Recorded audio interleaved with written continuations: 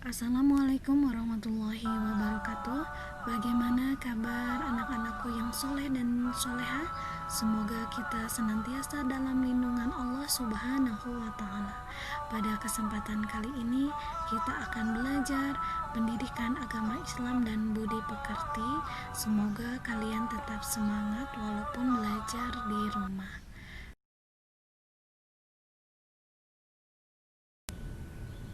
Sebelum dimulai pembelajaran, kita terlebih dahulu membaca doa sebelum belajar. Bismillahirrahmanirrahim.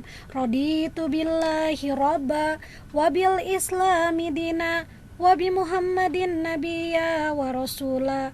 Robbi zidni ilman warzuqni fahman. Kami ridho bahwa Allah Subhanahu wa Ta'ala sebagai Tuhanku, Islam sebagai agamaku, serta Nabi Muhammad sebagai Nabi dan Rasulku. Ya Allah, tambahkanlah terhadapku ilmu serta berikanlah aku pengertian yang baik. Amin ya Rabbal Alamin.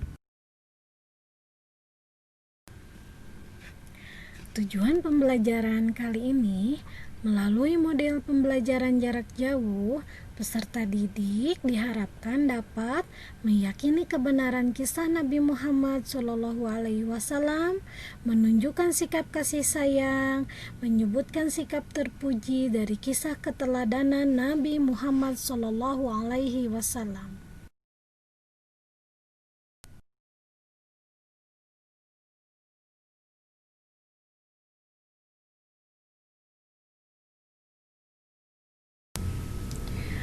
Baiklah anak-anak yang soleh dan soleha, pada kesempatan kali ini Ibu akan membacakan sirah tentang Rasulullah dan pengemis Yahudi. Tugas kalian menyimak ya apa yang Ibu sampaikan. Ada seorang pengemis Yahudi buta yang amat membenci Rasulullah. Jika ada orang yang mendekatinya, ia selalu berkata, "Wahai saudaraku, jangan dekati Muhammad. Dia itu orang gila. Dia itu pembohong. Dia itu tukang sihir. Jika kalian mendekatinya, kalian akan dipengaruhinya."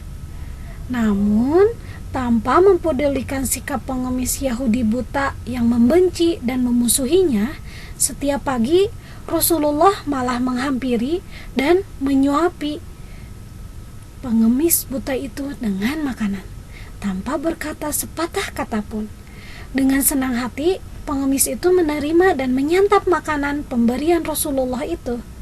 Karena buta, pengemis itu tidak pernah tahu kalau yang selalu memberinya makanan itu adalah Rasulullah.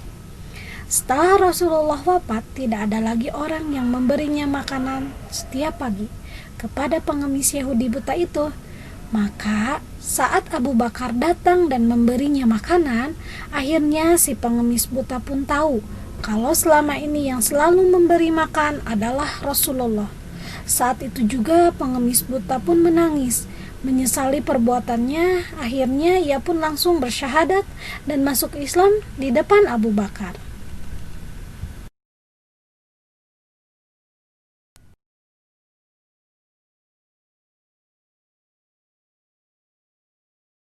Alhamdulillah, tadi kalian sudah mendengarkan sirah tentang Nabi Muhammad beserta pengemis yang buta. Mengapa kita perlu saling menyayangi? Karena orang yang paling dekat dengan rahmat Allah adalah orang paling menyayangi makhluknya. Orang yang senang menebarkan kasih sayang terhadap makhluk Allah, tentu Allah akan memberikan rahmat dan kasih sayangnya kepada orang tersebut. Begitupun sebaliknya, orang yang senang membenci dan menghujat terhadap makhluk Allah, tentu Allah akan membencinya dan menjauhkan rahmatnya dari orang tersebut. Nah, pada gambar di layar, Ibu akan memperlihatkan contoh kasih sayang kita kepada teman. Misalnya, ada teman kita yang sedang sakit, maka kita harus menjenguk dan mendoakan agar teman kita lekas membaik.